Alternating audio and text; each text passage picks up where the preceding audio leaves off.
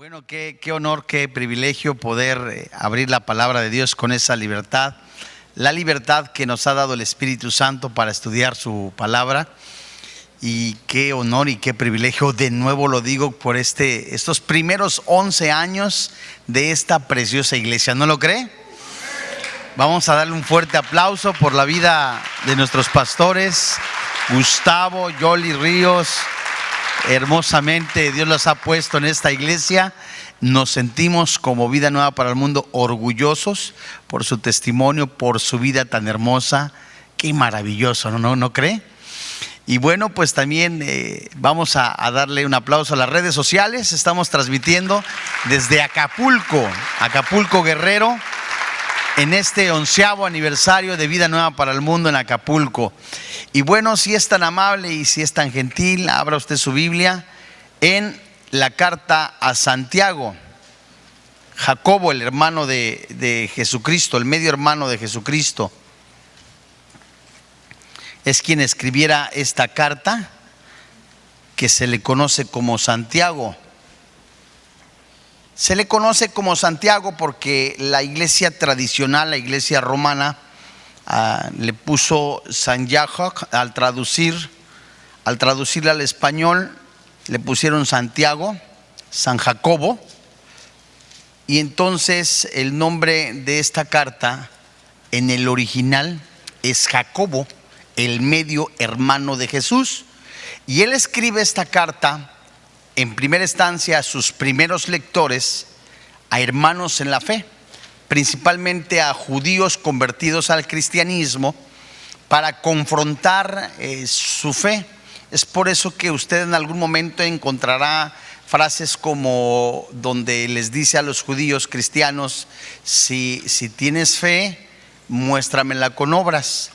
En realidad está diciendo desde el original: si eres cristiano, que se te note, que se muestre. Asimismo enseña la lengua, como enseña también la gracia y la santificación, y varios pasajes, las obras.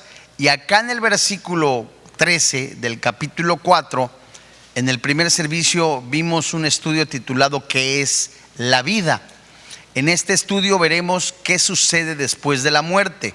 Vamos a darle lectura en el versículo 13 y 14, y la Biblia dice: Vamos ahora los que decís, hoy y mañana iremos a tal ciudad y estaremos allá un año y traficaremos y ganaremos, cuando no sabéis lo que será mañana. Porque pregunta: ¿qué es vuestra vida? Ciertamente es neblina que se aparece por un poco de tiempo y luego se desvanece. Vamos a orar. Padre, en el nombre del Señor Jesucristo, hoy delante de ti nos ponemos en tus manos, convencidos en el poder de tu palabra, que es verdad. Gracias porque tu Espíritu Santo, que la ha inspirado, habla a nuestro espíritu, acomodando lo espiritual a lo espiritual. Disponemos, Señor, en este tiempo y te damos el control total de nuestra vida, nuestra mente, nuestro corazón, nuestras emociones, para que tú las tomes, para que tú hables a nuestra vida. Y sabemos que tú cambias el lamento en baile, la tristeza en gozo, la desesperanza en esperanza, y esa esperanza no avergüenza, porque es Cristo Jesús. Hoy, Señor, también sabemos que tú obras en la vida de las personas que hoy van a recibir a Jesucristo como su Señor y como su Dios, y tu Espíritu Santo les concede el don del arrepentimiento, el don de la salvación, el don de la fe, dándoles también esa nueva naturaleza, naciendo de nuevo. Te alabamos, te bendecimos, Señor, creyendo firmemente que también todo espíritu ajeno al tuyo, tú lo atas, lo reprendes, en el precioso nombre que es sobre todo nombre, Cristo Jesús. Amén. En un mundo caído, la muerte humana es dura e inevitablemente es una realidad final. La muerte implica la separación del espíritu del cuerpo. En la muerte física, el cuerpo regresa a la tierra, donde se descompone. En el caso de nosotros los cristianos, la Biblia habla de un acontecimiento futuro que nadie sabe el día ni la hora. Un acontecimiento llamado el rapto. Si el rapto sucede cuando usted y yo estemos físicamente vivos, nuestro cuerpo va a ser transformado. Seremos llevados al cielo sin morir. Y en raros ejemplos como Enoc, Elías, la muerte sobreviene a todos. Por ejemplo, Dios dijo a Adán que si pecaba, la muerte vendría. Únicamente voy a mencionar las citas, preste usted atención. En Génesis capítulo 2, versículo 17, Dios le dijo eso a Adán. En Romanos capítulo 5, versículo 12, la Biblia declara que el pecado entró al mundo por el primer Adán. Allí mismo en Romanos menciona que la vida entró por el segundo Adán, el Señor Jesucristo. Génesis capítulo 5 pareciera un cementerio, ya que recoge los descendientes de Adán que vivieron y que después murieron. Salomón declaró que hay un tiempo de nacer, otro de morir. Él lo escribió en el libro de Eclesiastés, en el capítulo 3, versículo 1 y 2. Job escribió en relación a la muerte: la muerte es el rey de los espantos. Pero, ¿qué nos dice Hebreos en el capítulo 2? Y si quiere usted apuntarlo y posteriormente confirmarlo, en el versículo 15, Hebreos nos dice que Satanás utiliza la muerte para provocar miedo y esclavitud. Pablo se refería a la muerte como un enemigo que debería de morir completamente y derrotarse. Él lo escribió cuando también escribe en relación a el rapto de la iglesia en la primera carta a los Corintios, en el capítulo 15. Pero nos preguntamos, ¿cómo es que entró la muerte física al mundo? La muerte física entró al mundo en el momento que Adán y Eva pecaron, desobedecieron. Entró la muerte física y la muerte espiritual.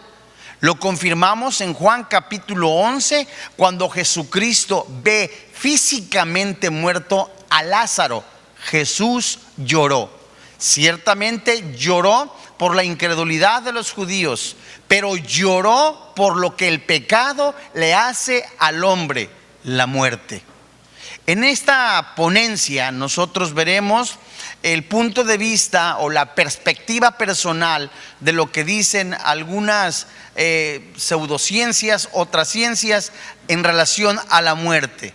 Pero vemos que la muerte no solo extingue la vida, sino que detrás de ello hay una masacre de dolor. Cuando Sara murió, Abraham lloró y tuvo un largo lamento que se describe en Génesis. Cuando Job murió, su padre de la misma manera, su hijo José lo abrazó y lloró de una manera triste. Pero retomando la pregunta, ¿qué es la muerte?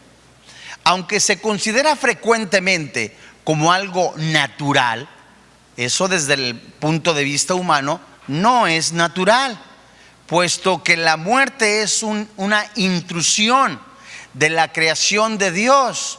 Dios creó a los humanos para la vida, no para la muerte.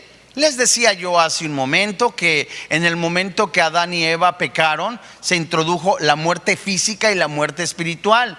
Si usted es lector, estudiante de la palabra de Dios, se dará cuenta que por causa del pecado los días de los hombres se han acortado. Entonces, el estado original que Dios creó para el hombre no fue la muerte física ni la separación eterna. Jesús conquistó a la muerte por medio de su resurrección. Y el hecho de que la muerte se eliminara finalmente en un estado eterno futuro, tal como lo menciona en Apocalipsis, demuestra que la misma no es inherente al ser humano. Dios mantiene el control soberano de la vida y la muerte.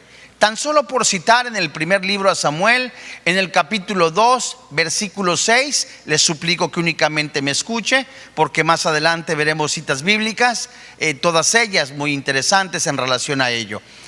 Jehová mata y da vida. ¿Por qué le digo esto? Para que no luego piense, las dijo muy rápido. La idea y el tema central es de que usted aprenda la palabra de Dios, el mensaje de la palabra de Dios, pero que no se distraiga, porque hay cantidad impresionante de citas bíblicas que nos enriquecen. En su mano, leemos también nosotros, en Job capítulo 12, versículo 10, leemos que Job escribió que en su mano el alma del todo ser viviente están en él. Si recordamos también Apocalipsis capítulo 1, en el versículo 18, Jesús, el Hijo de Dios, el Cordero de Dios, el siervo sufriente, tiene las llaves de la vida y la muerte. Solo Él conoce cuándo usted y yo vamos a partir. No nos podemos adelantar a ningún acontecimiento. La Biblia vincula la muerte con el aliento final de una persona, tal como lo escribiera Job en el capítulo 14, versículo 10. A continuación, voy a presentar varios puntos de vista de lo que dicen algunas personas, algunas materias en relación a la muerte, pero principalmente y la más importante y la única que dice verdad absoluta, la Biblia. Vamos a empezar. ¿Qué es la personalidad? Bueno, es la cualidad del hombre de ser una persona, y la personalidad se usa para el estudio de los ángeles, para el estudio de las personas, para el estudio también inclusive e incluye la antropología. Se posee desde la concepción, comienza desde la matriz y se extiende hasta el aliento final. Esta frase o esta palabra personalidad, como les decía yo hace un rato, demuestra la existencia de alguien. Es decir, y haciendo un breve paréntesis, cuando alguien dice es que tal persona no es una persona que está en el vientre de la madre, puesto que tiene unas cuantas semanas, es solo un saco de moléculas. De ninguna manera. En el momento que hay una concepción, hay una personalidad, es decir, una persona. Es muy diferente a la personalidad, porque la personalidad es la que usted y yo nos vamos formando en el crecimiento de nuestra vida. Cerrando este paréntesis, dado que la Biblia trata a todos los seres humanos como personas y con dignidad, el ser humano, completamente ser imagen de Dios, es algo estructural al ser humano. Nunca es un punto en el que se vuelve algo menos o una persona incompleta. Por ejemplo, la evolución nos dice que vamos de mayor a menor, de un ser humano hasta un chango. Eso es completamente, no es algo ni bíblico ni racional, es una teoría equivocada. Ahora, regresando a lo que es la personalidad, desde la concepción hasta el último aliento, todos los seres humanos son y somos creaciones de Dios, y se los debiera tratar como a tales, porque somos personas, cristianos o no cristianos, somos imagen de Dios, con el aliento de vida que Dios ha dado. El destino tras la muerte. ¿Qué ocurre cuando una persona muere? Las consecuencias, póngale cuidado, las consecuencias son importantes en este asunto, ya que impactan grandemente en cómo deberíamos de vivir en el presente. Las consecuencias son importantes, ya que deberíamos de vivir en cómo deberíamos de vivir en el presente. Bueno, el punto de vista naturista es el cese de la existencia. ¿Creen que la muerte significa el cese de la existencia? Como los naturistas. Estos creen que la realidad y los humanos se componen de materia. La muerte del cuerpo significa un final permanente en la existencia de uno. Como la conciencia, los pensamientos solo están vinculados al tejido cerebral. Una vez que el cuerpo humano muere, toda la conciencia, todo pensamiento cesan totalmente. El cuerpo es enterrado o incinerado y ese finalmente desaparece. Comienzo una cita.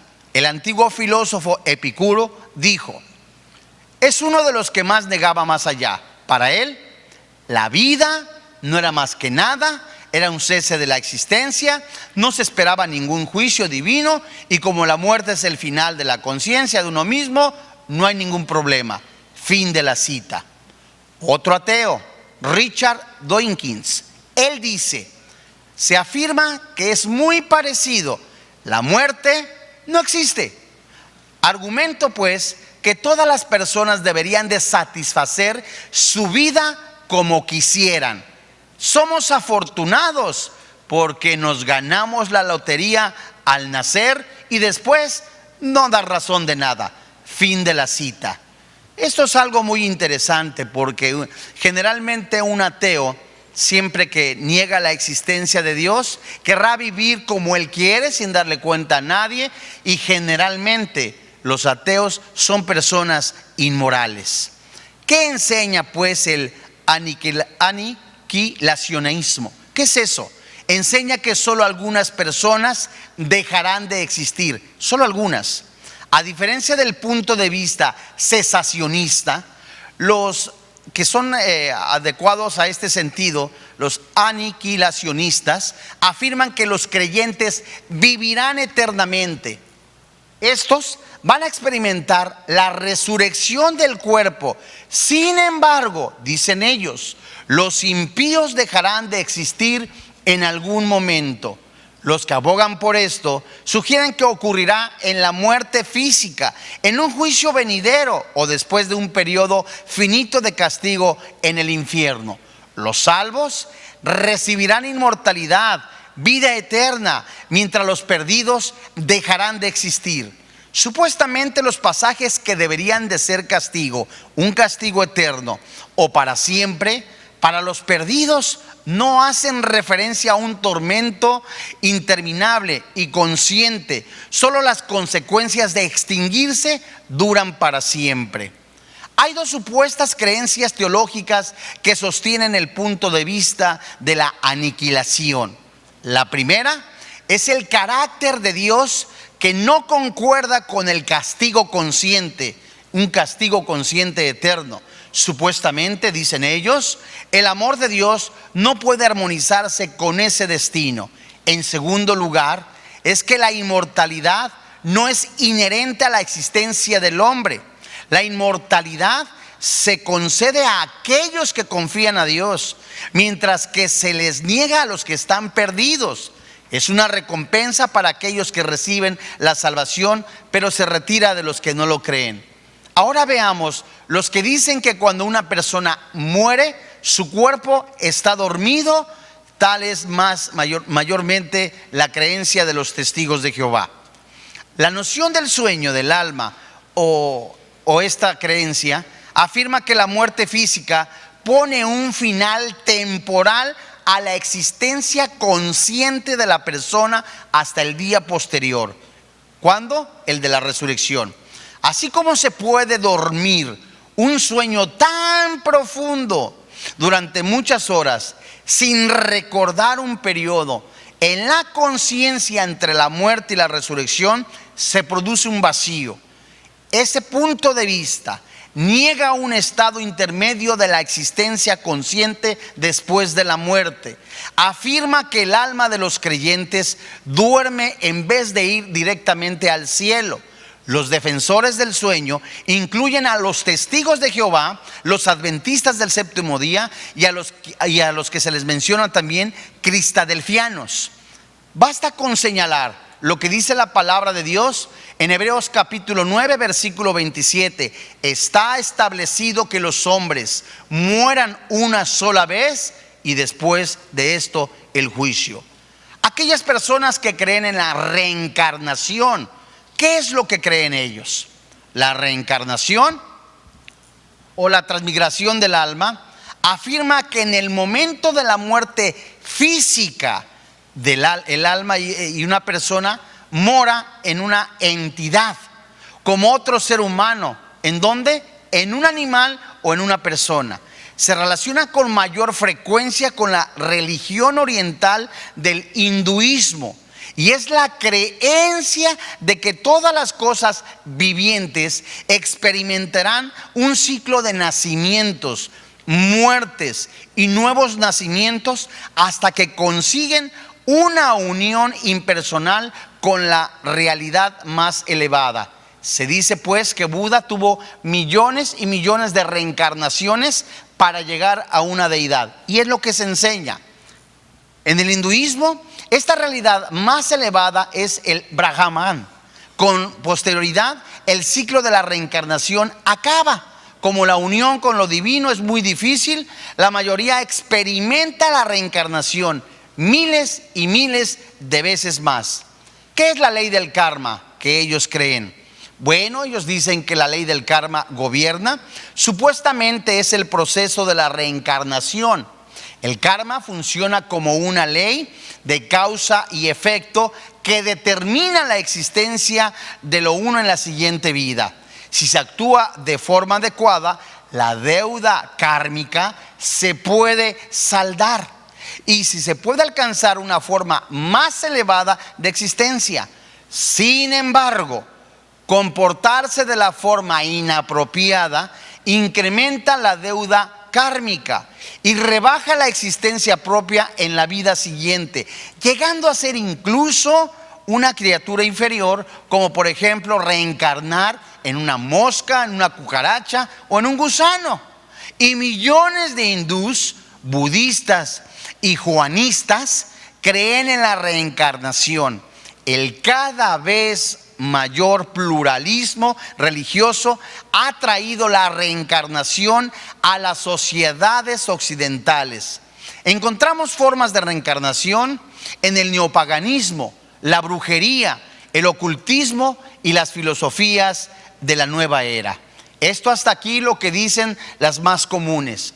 Pero las religiones o algunas religiones, principalmente la Iglesia Católica Romana, ¿qué dice? ¿Qué sucede después de morir? Bueno, ellos dicen que existe el purgatorio.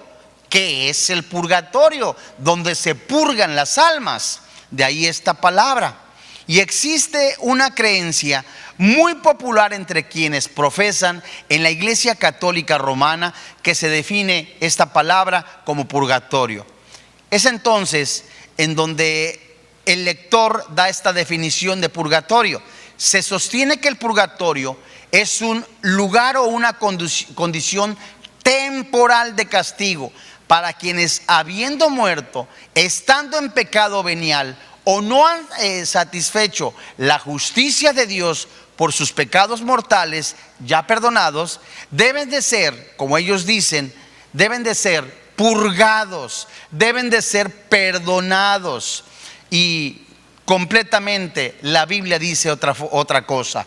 No hay ninguna doctrina de ninguna clase, ni en el Antiguo Testamento ni en el Nuevo Testamento. En el Concilio de Trento en 1547 y 1563 fue cuando el purgatorio se convirtió en una doctrina oficial. Pero la Biblia no dice eso. Por favor, si es tan amable, abra su Biblia en el Salmo 49, versículos 6 y 7. ¿Qué dice la Biblia? Si el purgatorio existe, si hay un lugar donde se purgan las almas, si usted le reza a las benditas almas del purgatorio, si usted le da ofrendas o veladoras para que las almas salgan de ese lugar, ¿qué dice la Biblia? Para empezar, hay un solo camino, hay un solo redentor, hay un solo Salvador, Jesucristo el Señor.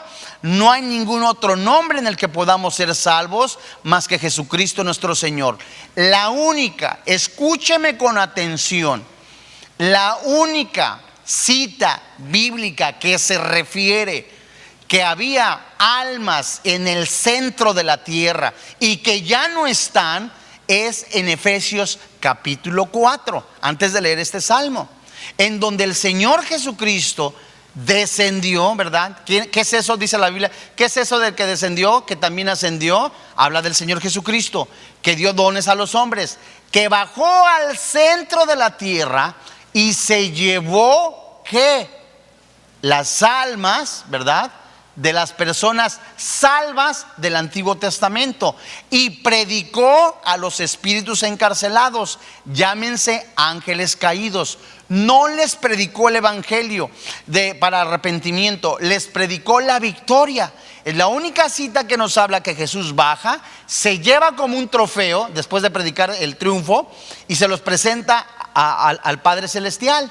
Ahora, si yo intento pagar la deuda de otra persona, si yo le pido supuestamente a las benditas almas del purgatorio que rescaten a mi abuelita, a mi primo Fidencio, a alguien, ¿qué me dice la Biblia? Salmo 49, versículo 6. Los que confían en sus bienes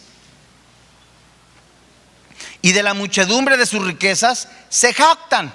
Versículo 7. Ninguno de ellos podrá en manera alguna, ¿qué dice? Redimir al hermano, ni dar a Dios su rescate. ¿Qué es eso? Esta palabra redimir en el Nuevo Testamento, por ejemplo, en la carta a los Romanos, tiene tres significados, tiene tres posiciones. En el original es sagorazo, exagorazo y lutro. Ahí te va, sígueme con cuidado. El Señor Jesucristo llega al mercado, ¿verdad? A los estudiantes de la Biblia, al mercado es un ejemplo.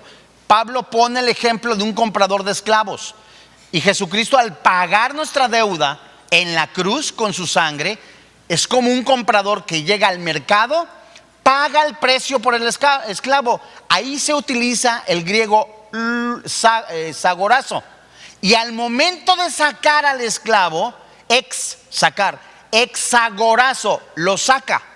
Y al momento de sacarlo del mercado es lutro. Estas tres palabras hablan en relación al rescate, a la remisión, a la compra de un pecador. Dicho en otras palabras, sin pervertir la palabra de Dios, Jesús compra al pecador, lo saca y lo libera. Jesús lo saca del reino de las tinieblas y al reino de luz lo pone. Entonces, no es más que Jesús el único que redime. Este salmo nos está enseñando: por muchas finanzas, por mucho dinero que tengas, no podrás comprar la deuda eterna de nadie. ¿Santos? Entonces, no es de esa manera. Bueno, la entrada a un estado intermedio, ¿qué es eso? Cuando tú y yo moramos, ¿verdad? Si no nos alcanza el rapto, vamos a estar de acuerdo a lo que dice la Biblia, no con un cuerpo glorificado, porque no ha sido el rapto, si no nos alcanza el rapto. Tú y yo, suponiendo que nos morimos en algún tiempo X, todavía no es el rapto, vamos a estar en un lugar intermedio, con un cuerpo intermedio. No es hasta que sea el rapto, ¿verdad?, y todos los cuerpos sean glorificados, entonces todos los salvos tendremos un cuerpo glorificado. Entonces, ¿qué sucede después de morir? Si un cristiano hace 10 años, hace 5 años, hace 20 años murió, de acuerdo a la Biblia, está en un lugar intermedio con un cuerpo intermedio. Este punto de vista cristiano tradicional es el que el alma, el espíritu viven en ese estado intermedio entre la muerte y la resurrección corporal. Aunque el ser humano es una unidad compleja de cuerpo, alma y espíritu, la muerte provoca una separación temporal entre el cuerpo y el alma. El cuerpo regresa a la tierra, mientras que el alma reside en otra esfera. El alma del creyente reside con Dios en el cielo, con un cuerpo intermedio, pero la del incrédulo se separa de él y va al infierno. En la resurrección venidera, el alma y el cuerpo de todas las personas estarán unidos para siempre en el cielo o en el infierno, ¿verdad? Vamos a comprobarlo en el último libro de la Biblia, en Apocalipsis capítulo 6, versículo 11. ¿Están aprendiendo algo de la Biblia? ¿Van a poner ofrenda el día 2? ¿No?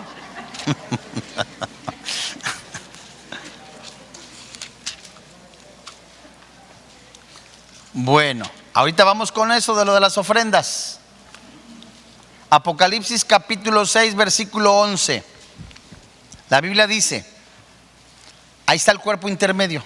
Léete todo el capítulo 6, te darás cuenta que un cristiano antier murió, ¿dónde está? Está en un lugar intermedio. Dice el versículo 11, y se les dieron vestiduras blancas, y se les dijo que ¿qué? Descansa. ¿Por qué? Descansa todavía un poco de tiempo, hasta que se complete el número de tus hermanos, de tus consiervos, sus hermanos, que también habían de ser muertos como ellos. Entonces, si mi hermano en la fe hace 1 año, 2 años falleció, él está con un cuerpo intermedio en la presencia del Señor. Ahora, ¿qué dice el espiritismo o las ofrendas a los muertos? Pregunta, ¿regresan los muertos del más allá? Entonces, ¿por qué cuando invocabas había apariciones?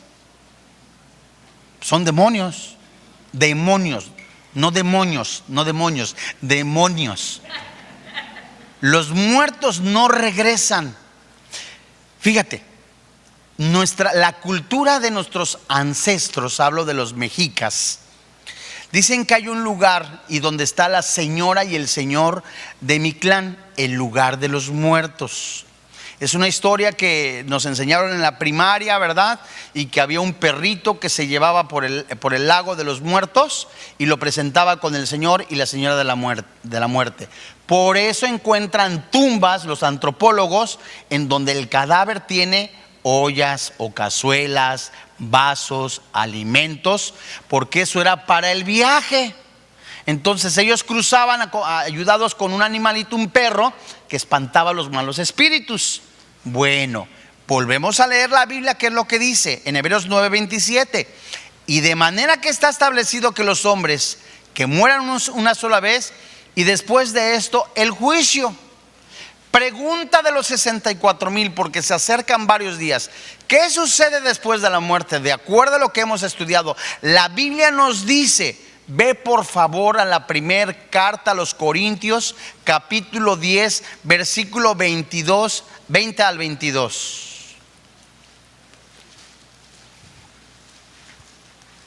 ¿La tienes?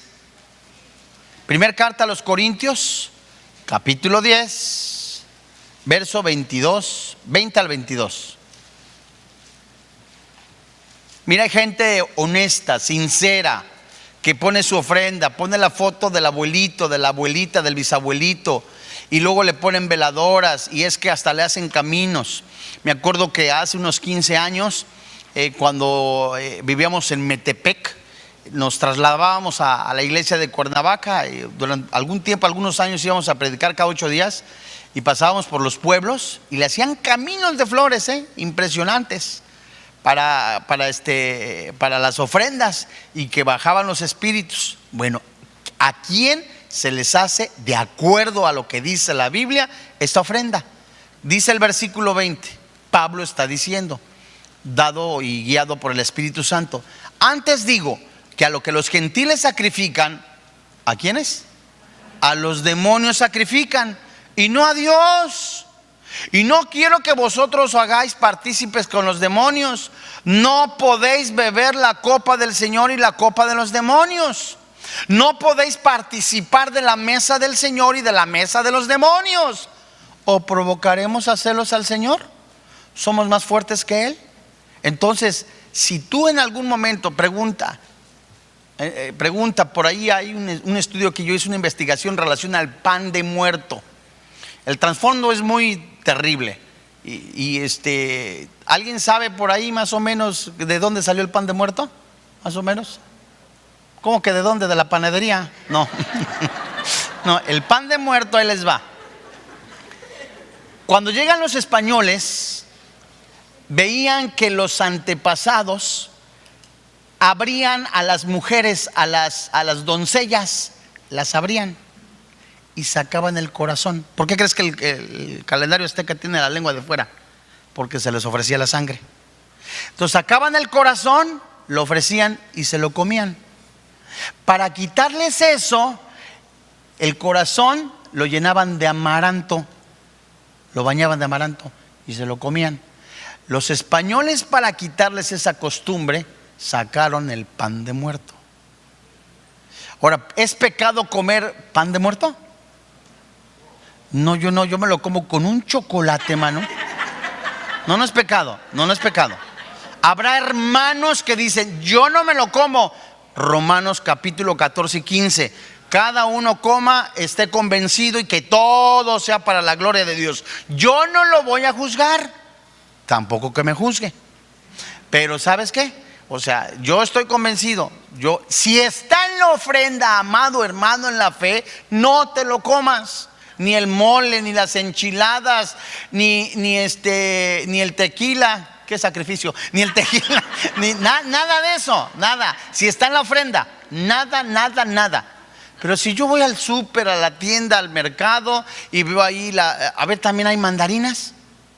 ¿No te vas a comer las mandarinas? ¿No te vas a comer los cacahuates? ¿Verdad? O sea, yo agarro, Dios mío, y me lo como con acción de gracias, con un chocolate, ¿verdad? Así que está requete bueno, y me lo tomo con acción de gracias. Pero si está en la ofrenda, para nada. Eso es lo que dice el apóstol Pablo. Vamos a ver lo que dice una advertencia de parte de Dios en Deuteronomio capítulo 18, versículo 10 al 12. Una advertencia porque al poner una ofrenda estás invocando demonios. Deuteronomio capítulo 18, verso 10 al 12.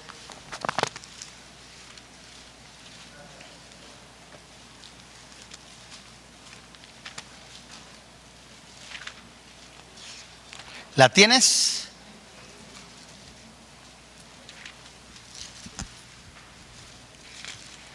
Deuteronomio capítulo 18, verso 10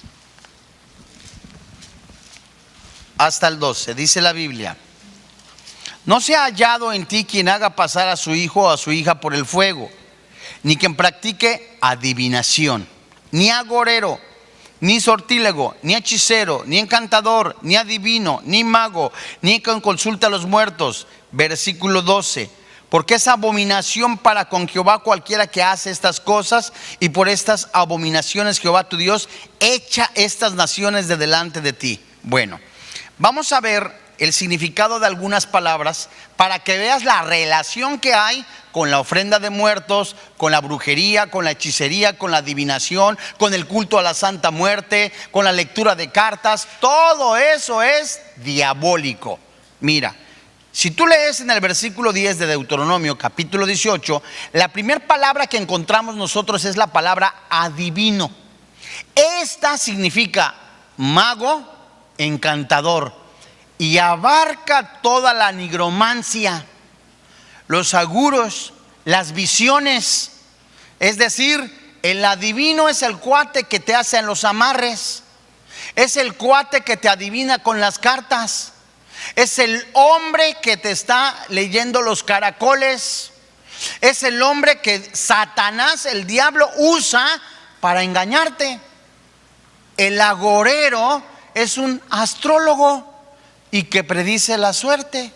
Así que cualquiera que abre un periódico, una revista, y está leyendo los signos del zodiaco, ¿verdad? Y ve, ay, yo soy Virgo, tú Géminis, sí congeniamos. A ver qué dice Virgo. Ay, hoy tendrás reunión de oración. Ah, cómo no. O sea, nada que ver. Un agorero es literal, es alguien que predice la suerte. El sortílego es aquel que controla, que hace hechizos, que encanta, embruja, conjura, te da presagios. El hechicero es el que encanta, el que practica la magia, y su significado es muy oscuro. Envuelve el uso de poderes con que endurece el corazón, controlan. Nada más para que te des una idea. El culto a la muerte, a la Santa Muerte que ha crecido, es sincrético, o sea, es una cuestión sincretista. ¿Por qué? Porque el culto a la muerte es sincretista, tiene adivinación, vudú, santería y mezclas de Iglesia Católica Romana. No te imaginas el cóctel demoníaco que hay en eso. Y sí, dicen las personas, es que me concede lo que le pido. Satanás te da rápido y luego y lo que quieras, pero te cobra la factura. El encantador, ¿quién es? Alguien que completamente hace brujería y hechicerías. Bueno, evaluando estos puntos de vista, la evidencia bíblica en relación a que si regresan los muertos, yo quiero que me acompañes rápidamente a Lucas capítulo 16 y vamos a leer desde el versículo 19 algunos pasajes. Comparando todo lo que dice, ¿regresarán los muertos? Ya vimos Hebreos 9:27. La evidencia bíblica se alinea rotundamente con el punto de vista de que las almas entran en un estado intermedio a la esfera, en espera de la resurrección. Por ejemplo, si nosotros leemos Lucas en el capítulo 16, desde el versículo 19, vemos un hombre. La narración es del hombre rico y Lázaro. Impresionantemente el rico tenía comodidades, lujos, y este hombre que no tenía nada, el pobre, estaba mendigando.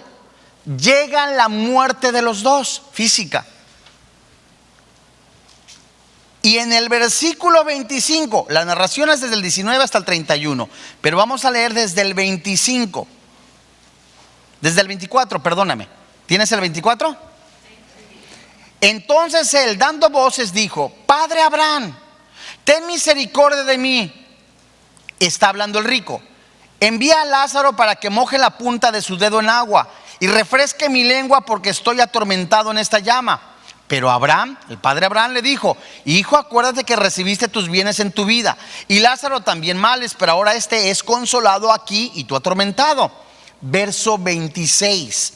Además de todo esto, una gran cima, como un hoyo, está puesta entre vosotros, entre nosotros y vosotros, de manera que los que quisieran pasar de aquí a vosotros no pueden, ni de allá para acá. Entonces le dijo: pon atención. Te ruego pues, Padre, que envíes a casa de mi padre, porque tengo 5 hermanos, para que les testifique, a fin de que no vengan ellos también a este lugar de tormento. Y Abraham le dijo: a Moisés, ¿y a quiénes? Y a los profetas tienen, óiganlos. Él entonces dijo: no, padre Abraham, pero si alguno de los muertos se levantara y fuera a decirles entre ellos: arrepiéntanse. Mas el padre Abraham le dijo: si no oyen a Moisés y a los profetas, mucho menos se van a persuadir, aunque alguno se levantara de los muertos. Es solamente la palabra de Dios, es solamente la escritura la que nos da esperanza y vida eterna. Los muertos no regresan. Está establecido que el hombre muera una sola vez y después de esto el juicio. La pregunta es: si existe vida después de esta vida, ¿qué será cuando usted y yo estemos muertos, inertes, sin vida, en un ataúd? Es importante que usted considere, si usted no tiene a Cristo en su corazón, hoy le diga a Jesucristo: quiero que entres en mi vida. La vida no es únicamente la fama, la popularidad, amalgamar completamente, tener riquezas, dinero. Pregunta: ¿qué sucederá? Jesús mismo está diciéndole a sus discípulos, narrándoles un acontecimiento, una parábola, una historia junto a la otra, diciéndoles: habría un hombre muy rico que tenía tantas riquezas que desde adentro dijo: ¿qué haré con tantas riquezas? Engrandaré mis graneros, los voy a hacer más grandes, y después descansaré y diré: alma, repósate, disfruta, goza, come, deleítate, sin pensar que esa misma noche iban a ir por él. Se refiere a los demonios. No dice que el padre iba a ir por él. La Biblia dice en el libro de Eclesiastés, el mismo hombre Salomón, después de Jesucristo, el hombre más sabio, diciendo: me engrandecí terrenos, grandes cosas, tuve fincas, la nevera la tenía llenísima, a la risa le dije enloqueces, en la mañana le cantaba Cepillín, a mediodía José José, en la noche Vicente Fernández, tenía cantantes. Y después de eso dijo: vanidad de vanidades. A mi ojo no le negué nada. Tuve riquezas, lana, me sentía seguro con mi dinero. A más de todo eso era vacío. El propósito de la vida de muchas personas es creer tenerlo todo. ¿Con qué comprarías la salud? ¿Con qué comprarías la vida eterna? ¿Con qué comprarías la seguridad en el cielo? No hay nada más que la palabra de Dios y la preciosa sangre de Jesucristo, el Hijo de Dios. A Él la honra, a Él la gloria, a Él todo el poder. Daniel afirmó en el capítulo 12, versículo 2: y muchos de los que duermen en el polvo de la tierra serán despertados, unos para vida eterna y otros para vergüenza y confusión perpetua. Filipenses capítulo 3, versículo 21, promesa para los hijos de Dios, promesa para los cristianos, promesa para los nacidos de nuevo, el cual transformará el cuerpo de humillación nuestra para que sea semejante al cuerpo de la gloria suya, por el poder por el cual puede también sujetar a sí mismo todas las cosas. Hoy es el día que usted medite en dónde pasará su destino eterno. Pablo, en la cárcel, en el lugar y en el momento más triste para algunos de su vida, él escribió una carta a los filipenses que los teólogos le llaman la carta del contentamiento, porque fue su entrenamiento, de acuerdo a lo que él dice, donde vivió una pobreza extrema, una soledad extrema, pero él dijo: todo lo puedo en Cristo que me fortalece. Él escribió en el capítulo 3, versículo 20: mas nuestra ciudadanía está en los cielos, en donde también esperamos al Salvador, al Señor Jesucristo, el cual transformará el cuerpo de humillación nuestra para que sea semejante al cuerpo de gloria suya, por el poder con el cual puede también sujetar a sí mismo todas las cosas. De modo que esta es la invitación y esa es la fe que nosotros predicamos: que si confesares con tu boca que Jesús es el Señor, que Dios le levantó de entre los muertos, serás salvo. Si hay vida después de esta vida, y esa vida es el Señor Jesucristo. Y el Señor Jesucristo, poniéndose en pie en la fiesta de los tabernáculos, dijo: si alguno tiene sed, venga a mí y beba. De su interior correrán ríos de agua viva. Jesucristo es el camino y la verdad y la vida. Jesucristo es Dios por sobre todas las cosas. Gracias, papá. Vamos a orar.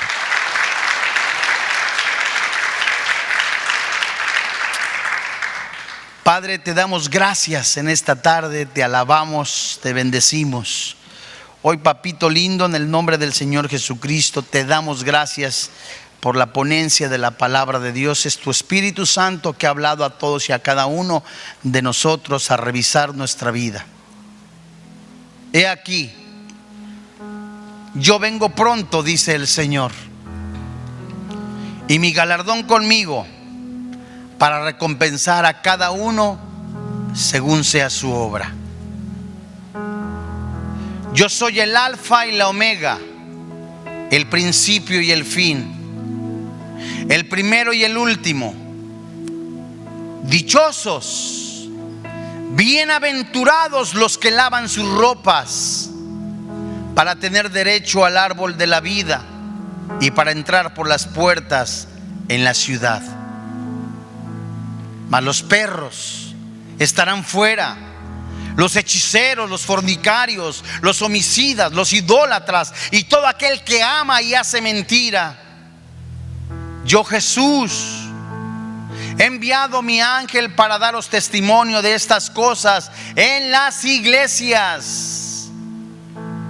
Yo, Jesús, soy la raíz y el linaje de David, la estrella resplandeciente de la mañana.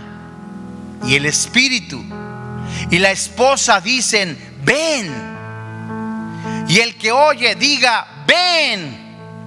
Y el que tiene sed, venga. Y el que quiera, tome del agua de la vida gratuitamente. Ven a Jesús. Él es el autor y consumador de la fe. Él es el Cordero de Abel. Él es la escalera de Jacob. Él es el siervo sufriente que describe Isaías. Él es la serpiente de en medio del desierto que da sanidad en el desierto que describió Moisés. Él es el Cordero de Dios. Él es el alfa, el omega, el principio, el fin. Él es el buen pastor. Él es el Cordero inmolado. Él es el príncipe de los pastores. Él es la puerta por donde entran las ovejas.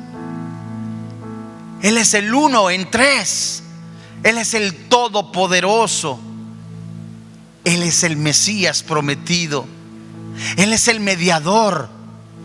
En Él, en su nombre, no hay otro nombre dado a los hombres en que podamos ser salvos más que Jesucristo nuestro Señor. Ahí desde su lugar es el Espíritu Santo que toca a su corazón, hablándole y diciéndole: te quiero dar vida, vida en abundancia. La Biblia dice que la paga del pecado es la muerte, mas el regalo de Dios es la vida eterna. Jesucristo, Él recibió en su cuerpo el pago por todos nuestros pecados. Es el Espíritu Santo hablando a su corazón. Y cuando usted escuche la voz de Dios, no endurezca su corazón. Vengan a mí los que estén cansados y trabajados, dice el Señor Jesús. Lleva mi yugo, dice el Señor Jesús. Mi yugo es fácil, porque el yugo mío es el del amor. Y de tal manera ha amado Dios al mundo, que ha dado a su único Hijo, para que todo aquel que en Él crea no se pierda, mas tenga vida eterna. Y esa es la fe que nosotros los cristianos predicamos: que si confesares con tu boca que Jesús es el Señor, que Dios le levantó de entre los muertos, eres salvo. Porque si tus pecados fueran negros, Él los va a emblanquecer con el poder de su sangre. Ahí desde tu lugar dile: Señor y Dios, hoy reconozco que soy pecador, que la paga del pecado es la muerte, pero el regalo de Dios es la vida eterna. Creo con todo mi corazón, confieso con mi boca que Jesucristo murió en mi lugar, recibió el castigo que yo merecía, que el Espíritu Santo lo levantó de entre los muertos, y es el mismo Espíritu Santo que me da la vida eterna. Creo con todo mi corazón, confieso con mi boca a Jesucristo como mi Salvador personal. Hoy soy salvo, no por mis obras, sino por el sacrificio de Cristo en la cruz. Soy salvo, soy salvo, soy salvo en el nombre de Jesús. Amén. Gracias a Dios.